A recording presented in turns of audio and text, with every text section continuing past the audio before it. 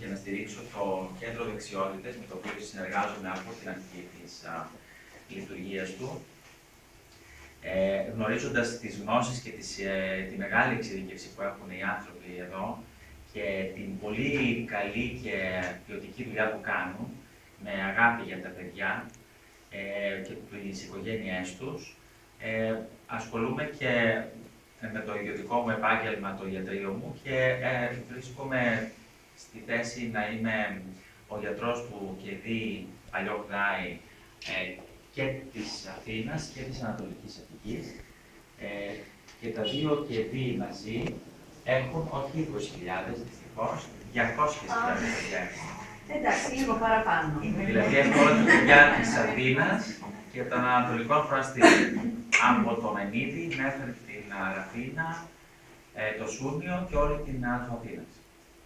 Άρα πολλά παιδιά, πολλά σχολεία. Πηγαίνω κάθε εβδομάδα τουλάχιστον σε ένα σχολείο και βλέπω παιδιά που έχουν οποιαδήποτε προβλήματα εκεί. Μιλάω με καθηγητές, με διευθυντές σχολείων και προσπαθώ να βοηθήσω όπου είναι δυνατό. Μου άρεσε πολύ η ομιλία που ήθελε να κάνει η κυρία Τσίκα, γι' αυτό και δέχτηκα να μιλήσω κι εγώ, να πω μια κουβέντα για το άγχος των εξετάσεων. Νομίζω ότι είναι πάρα πολύ ενδιαφέρον και για τα παιδιά και για τους γονείς που μας ακούν και για αυτούς που θα μας ακούσουν βλέποντας το βίντεο, γιατί νομίζω ότι είναι πάρα πολύ γόνιμο να μαθαίνουμε πώς να έχουμε λιγότερο άγχος, πώς να είμαστε σε καλύτερη σχέση με τον εαυτό μας, πώς να γινόμαστε ανεξάρτητοι τελικά. Ανατρέχοντας τα μαθητικά μου χρόνια, προσπάθησα να ανακαλέσω το συναίσθημα το οποίο με διακινούσε πιο έντονα τότε.